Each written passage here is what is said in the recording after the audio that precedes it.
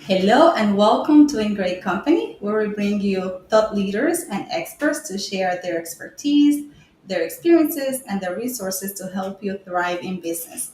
My name is Ramona Cedeno. I am the founder of Fabric, an accounting practice that provides accounting services, tax planning, and fractional CFO services to companies in technology and professional service sectors. Since 2005, April has been designated as the National Financial Literacy Month. And this was done in an effort to help Americans focus on their personal finances. And although we have been doing this for years and years, you'll probably see that the statistics show that still many Americans struggle to keep their personal finances in check, to feel in control. Actually, 70% of Americans struggle with at least one aspect of their personal finances. And 70%, it's a coincidence that it's the same percentage, and the sources will be shared in the comments. 70% don't feel confident about what their retirement looks like from a financial perspective. That's why my first book, Simple Choices, Big Rewards in Money, is dedicated to personal finances. Rather than focusing on a business aspect, which I could have easily written my book about, I really wanted to start with the personal finance side of things. Because even prior to becoming a CPA and a certified financial planner and having my own company, I always felt I was good with money, and I think my mom convinced me that I was. Um, I didn't like to hear people feeling like money was an issue. They didn't feel confident about handling it. So I had this passion for making people feel that there is hope, and with a little shift in mindset and in habit, we can really take control of our finances. So today I'm going solo on In Great Company. You'll be enjoying my company for the next 30 minutes because I want to talk to you about some tips and advice to help you really shift the mindset from a scarcity mindset to an abundance mindset when it comes to money, and also give you some tips on how you can get started, how you can start creating good habits that are really just going to impact your life in a positive way over time. I have worked with many business owners and at the individual level, all of you as business owners also have to take care of your money. Personal finances, your own money that goes in your own pocket, right? It's very important. And as I work with many people over the years, I find that the biggest mistake individuals make when it comes to their personal finances is giving up. That is right. They end up giving up. Finances are too difficult. I don't make enough money. I have too much debt. I don't have time. There is a lot of that, a lot of excuses, valid or not. And I want to preamble this by saying that I don't judge. I know that everyone has made the decisions that they thought that were right at the time. Sometimes we don't know better. Sometimes we didn't have the right advice. It's all acceptable. What I want to really emphasize today is that it's important to get started. If you recognize that this is an area of your life that needs improvement, let's get started today. And that would be the first step. Just make that decision. So, as I wrote Simple Choices, Big Rewards in Money, I was trying to figure out, how do I organize the book? How do I pick the chapters? I could write a book about how to open a bank account and move money from account A to account Z, or how to, or did I say Z? Account B, or how to invest in stocks or crypto. Not that I'm an expert in crypto, but those are examples of things that I could have covered. So I decided that it wasn't just about the how to, but also the attitude and our emotions, and really change the way we think before we can actually apply the tips, advice that we hear. So in Simple Choices, Big Rewards in Money, you're going to find that a lot of what I cover are more behavioral and emotional aspects of our lives that we need to change. So part of the book is going to focus on shifting our mindset, feeling that sense of control over our financial lives, building our network in a way that it's going to support our financial goals.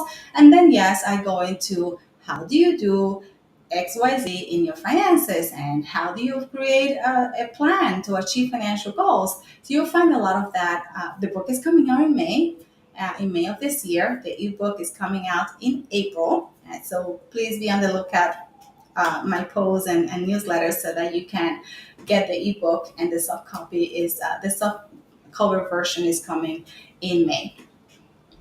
So let's get started with mindset. When it comes to our mindset, we have heard a lot about money mindset or just mindset in general in everything that we do in our lives. But when it comes to money mindset, having a positive abundance mindset is critical to financial success in business or personal. If we live in a world of where things feel scarce, we have a scarcity mindset. We're going to be limiting ourselves by default. I mean, if you read books like The Secret and you read about the law of attraction, you will learn a lot about how our thoughts influence what we do or what we attract. And I am a big believer of that. And as I look at my financial journey, my money journey, my career journey, I can connect the dots and see how my positive outlook in life and in career and in money really helped shape what I am today. So let's talk about money mindset. One of the things that a lot of people struggle with is having that sense of self-worth. And that, I mean, it would be easy for me to say, like, you're amazing, the services that you provide are great, you should be getting paid more. When you work for corporate America or any other company, you can get paid the same or more than the person next to you if you're doing the same type of work. It's very easy. But it is so hard for people to believe it when they are in a situation where that doesn't come natural to them. And when it comes to our finances, if our self worth is not right, we're not going to try to attract more money or to earn more money. We're not going to fight for what we think we deserve or what we know we deserve. So, still having a good sense of self worth is important as a business owner, as an individual. The second point that I cover in Simple Choices, Big Rewards in Money is that it's important to know, to be 100% sure that there is enough money in the world for everyone. And yes, we're going to say some people have a lot more than me. Why? Okay, I get all that. And please leave your comments in the comment section or in the chat section. So I'll respond to everything, question or just feedback. Yes, we some people have more. Some people it comes easier than others, but that is not the mindset that I want you to have. The mindset that I want you to have is one of I can have what I want to have financially and in life in general. You want to have the best friends that you can have, you can. You want to have the business that you dreamt of, the house that you dreamt of, you can. And when it comes to money, you can earn more, you can save more, you can charge more, and you can collect debt from your clients and from your friends if you loan them money. So really just believe that those things are possible. I'm going to really remind you that you can leave your comments in the chat. I will answer them as I find them, and I'll be happy. I really would like to hear your thoughts on some of these topics. So, how do we really start making that shift? Um, I would say that for me was kind of, I think it was semi-natural, but for when it came to money. But there are other areas in my life where I had to um, make a shift in the way I thought. And the way I did that was first by becoming aware of What was it that I needed to change? And how was it impacting my life? So if you don't have this abundance mindset, if you find yourself having negative thoughts when it comes to money, you feel scared, you always wondering if you are going to get paid, or if you are going to get the next client, or if you're going to get this job increase. Think of not this job increase, the salary increase. Think about how those thoughts and the fact that you're kind of in this cycle thinking with these thoughts, think about how that is impacting that specific aspect of your life, but also other aspects of your life. By becoming aware of how something is affecting us, we are motivated, often motivated, to make the decision to change it. So if you have thoughts, negative thoughts when it comes to money, think about how that is impacting you personally, your business, your family, your health, your peace of mind. And once you realize that huge impact, you will start taking steps to transform those thoughts. And then you kind of start a process to reshift the thoughts every time they come to mind. I know that we're not going to be able to avoid them, but you will start becoming aware of when you think that way. And this is the same for business owners, for individuals that don't have a business, for the young adults that are just starting their career. These thoughts come to anyone. And it might sound like it's easier said than done, but trust me, what do you have to lose? If you have that thought of my, oh, what if my client doesn't pay me if I give him, if I do the work first? That's not the thought that I want you to have. I want you to think, I will get paid. And actually, let me bill my client up front because I'm sure they're so great that they won't give me a hard time about that. I will be able to collect the money. Sounds easy, no? Well, again, you have nothing to lose. So please do start practicing that. And then when it comes to your self worth, I know that this is an area that a lot of people struggle with. And it's, am I charging too much? How much should I charge? What if my clients don't pay that? What if my employer doesn't want to give me that increase?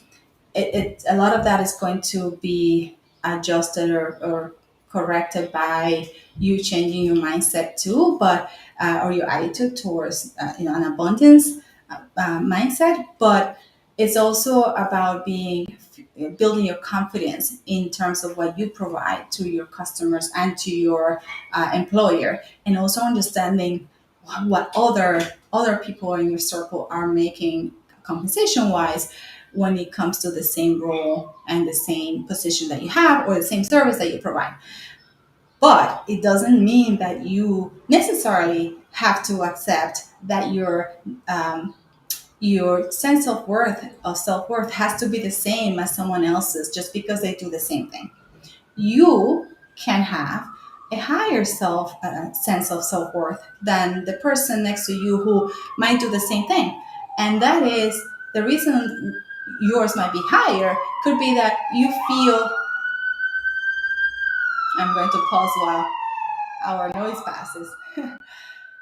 The reason for that, it could be that you feel that you add something that the next person doesn't. You bring something to the table that others don't have, or you have this uniqueness about you that makes others see you differently and makes you see yourself differently, and you believe that there is a value in that and that it's okay. We don't all have to be valued in the same way, or assess our value in the same way. It's what matters to you that's important. And so we can compare ourselves to others just to make sure that we are at least at the same level. But then from there, the sky is the limit. It's what you believe your worth that's important. And then of course we will have to kind of prove to others that we are worth that much. But that's the easy part. I think the hardest part is for us to really believe in what we deserve. So now that we have talked about mindset, um, money mindset specifically, please leave me your comments. I am very interested in hearing what you think about this topic. Um, and I think that if we take a little bit of these tips and apply them on a daily basis, we can truly transform the way money comes to us and the way we take control of our finances. Now let's talk about the more tactical things that we have to take care of when it comes to finances. And some of you will be business owners, and some of you might not have a business yet. But regardless of where you are, employment or business ownership wise, it is important that you create good habits that will keep your finances in check, that will make you feel in control, that will help you grow your money. And it's important to know why we do all of this, right? Like, why am I talking about this? I already talked about the fact that um, Americans worry about finances, and if you worry about something, potentially can impact your health. I like to feel secure. I like to know that tomorrow I can pay for X or Y. I like to feel that when I decide to retire, when I'm ready to retire, I'll be able to support myself. I need to have that sense of security. And for each one of you, this might be something else. It might be that you want to, yes, take care of your family, right? I do have a family. Oh, I forgot about that. So, yes, we want to take care of our family. We want to maybe buy those nice things that we always wanted when we were kids and we couldn't. Whatever the reason is, doesn't matter to the world. It's important to you. If money is important to you just because you want to have more of it, be it, right? It's not who is the next person to judge, right? And if money is important to you because it represents the way a way to avoid stress, financial stress, which is just stress at the end of the day, then that's why it's important to you. And it legitimate reason to think that money is key in your life. And it is. Just like going to the doctor, just like exercising, and so that we can stay healthy, keeping healthy financial habits and having enough savings in our bank account so that we don't have to worry about the future are important. So let's talk about the practical or the tactical stuff now. You hear this from financial advisors, financial planners, and other finance experts, this concept about having an emergency fund. An emergency fund. Okay, this is so critical to peace of mind that that is the reason everyone keeps repeating this. Build your emergency fund before you start investing, before you think of paying off your debt, before you think of saving for the kids' college. And you can do these things at the same time if you have enough funds to allocate across all these different buckets. I love that. But the emergency fund is meant to be a cash reserve for when you have an emergency, unplanned emergency. An emergency is unplanned, but it's meant to be there for an instance, a time when you lose your job and you weren't expecting that, and you have to support yourself for 6 months while you look for another job and your family, right? And it's there if someone gets ill in your family and you have an excessive cost in medical expenses. That's what the emergency fund is.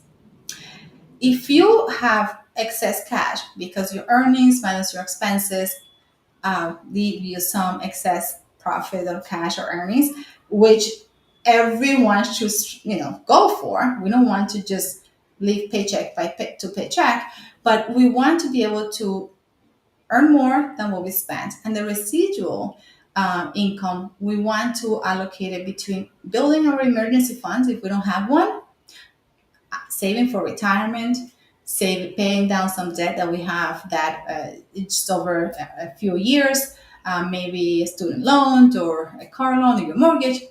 And then we splurge, of course, in the things here and there. The emergency fund ideally would cover 6 months. of your personal expenses. And I'm talking about this is all related to your personal finances. We have very similar concepts for businesses. Businesses should also have their cash reserve in case the company is not generating revenue for a few months. But at the personal level, we want you to build enough reserve to support yourself if income is not coming in. So as you look at your finances over the next few weeks, especially during Financial Literacy Month, I would like for you to start looking at what is my emergency fund like right now. If I lose my job, that God forbid, I don't want you to lose your job, but let's say you lose your job, how long can you survive with the cash that you have reserved for this type of emergencies? And if it's not funded for at least 6 months, and I say at least because if you can do more, you can, of course you should do go for more. And it doesn't mean that you have to have it all in cash. You can have it in safe investments, very, very conservative accounts that give you interest or some other type of earnings, but that you can easily convert to cash because the idea is that easily accessible in cash. So you start building your reserve for cash, which is your emergency fund. You also look at where you are in terms of your retirement. Are you saving for when you retire? That's gonna come faster than you know. I was 20 the other day. I swear I feel like I was just 20, gosh, like 2 months ago. And when I started in my 20s, contributed to my 401k, I was doing it just because it sounded good. It sounded like I was getting free money. I was going to earn free money. And just because everyone thinks I'm good with money, right? Like this is in my 20s today. I know I am good with money. So everyone, my mom and everyone around me was like, she's so good with money. So I had to kind of leave the part, right? So I invested I contributed in my 401k and make sure that I got my matching and took advantage of all the opportunities. Um, Now, if you haven't been consistent with something like that, it doesn't matter what stage of life you're in, it's important to start thinking about the future because it will be here before we know it. So start contributing to a retirement plan, continue to contribute to a retirement plan as much as you can. So I have talked about emergency funds, retirement planning. I don't want you to forget about your debt and your credit. I always say only get into debt if you know you can pay it, right? There is a way to pay it back because you're employed, because you are going to invest it in something that's going to generate income for you. And once you are in debt, make sure you pay it and that you try to avoid paying those high interest rates and the interest expense that goes to everyone else but you. So manage your debt in a smart way, mind your credit because in if everything else fails, if you must use debt because there is no other option, your credit is going to just be the way to get it, right? If your credit is bad, it's hard to get good debt. So make sure that you're paying on time, that you're keeping your debt to line of credit as low as possible. That is the amount of debt that you use or take out over the total lines. We want to keep that as low as 30%. So if you have a credit card that has the line of credit of 10,000, we want you to only use 3,000 of that or something like that. So don't max it out to the 10,000 unless it's unavoidable.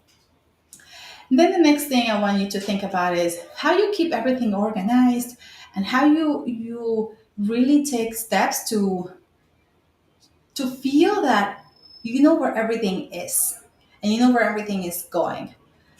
The way, I cannot go like this because I can picture in my head like, oh, if I go to this spreadsheet, I can see everything that I have. I can see the bank accounts that I have, the balances. I can see how much I owe. Or it could be an app. I like Mint, and there is QuickBooks, there is Quicken. There are a bunch of them out there. And think about where you can consolidate all your finances to see where things are the good and the bad.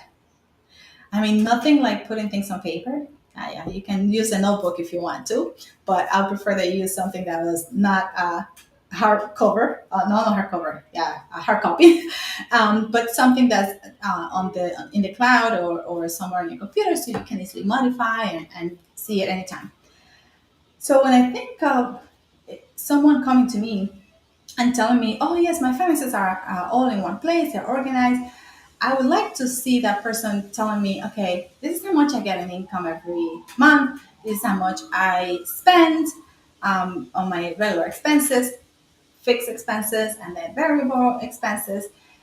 Fixed are the ones that you can avoid if you want to live where you live, rent wise or mortgage wise, and food and some electricity and what's it, transportation. And then variable are those things that like meals and outside and entertainment and clothing. But track all of that. Then I want to see how much you have in assets, like all the accounts, your retirement, your savings, your brokerage account, all of that. And then I want to see all the debt, how many credit cards and the balances, and how many loans. Hopefully, not much.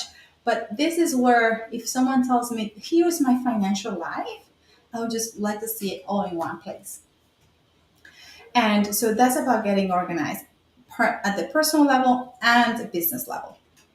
So those are some of the ways that you can get started. Start with the mindset, your attitude about money, the fact that you are worth every penny that you want to earn from a job, from your customers. Get organized, start planning, implement some financial goals. How much, where do you want to be in 6 months, in a year? If you want to increase your reserve, your emergency fund, if you want to increase your retirement planning, pay down debt, all of this become goals that you want to have somewhere in your financial plan and work on the plan to really make them happen. And I'd love to hear like what are some of the goals that you have today, financial goals. It's important that during this month we kind of come up with a few action items that we want to work on, not only during April, but also the rest of the year and next year. I mean, you probably plan for other things. You might plan for your kids' schools and colleges. You might plan for when you're going to move out of the home that you are in now. All of those are part of a bigger financial plan and the bigger financial goals that we should start at the higher level. Where do we want to be in a year, in 5 years, in 10 years, financially? And then working our way back. What's stopping us from getting there? And what do I need to get there? And all those things are things that require work, but they're not impossible. And I will tell you, I know I'm a finance expert and it might come easy to me, but it's really easier than what we have learned over the last years of our lives. It is not impossible. It is relatively easy. It just requires a few initial steps to make the shift, to decide, to change our finances. And it then requires that we create habits that stick, right? No habits that we're gonna give up a few weeks or months later, like we do with our New Year's resolution. It's like, oh yes, I wanted to lose 10 pounds, but okay, life got in the way. This is not like that. We must take this seriously. It is financial stress. It is one of the main reasons we in America are under stress, and it's one of the reason that people worry every day at work, spend hours thinking about money and money and money. And yes, the economy is going to impact this. The job situation is going to impact this. But those are circumstantial items. If we create a life where consistently we manage our finances a certain way, we'll be ready to tackle those things that show up when we don't expect them. A financial crisis, losing a job, having to pay for someone's emergency expenses because they don't have the emergency fund and they need us. So it's important that we're ready with those things, ready for those things. So as we come up to the end of this conversation, wow, I can talk about this forever. I want to check if you have left any comments, and let's see.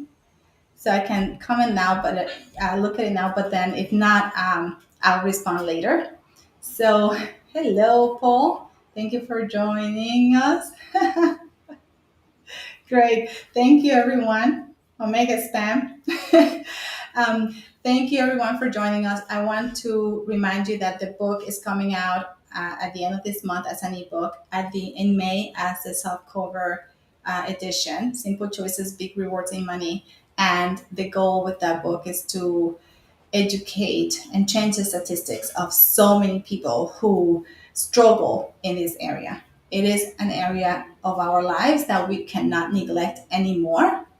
And my goal is to do my part to help you, if you want me to help you, change the way you feel about your finances, either by reading my book, showing up to one of my workshops, bringing me to your company as to provide workshops to your employees, which I would love to do. Whatever, whichever way you want to use the my experience, my expertise, my passion in this with this area of our lives. I'm happy to help. I hope you'll have a great rest of the month. Please make it a priority to focus on your personal finances, not only in April, the rest of the year. Please connect with me, follow me on social media, and reach out if I can help you with anything.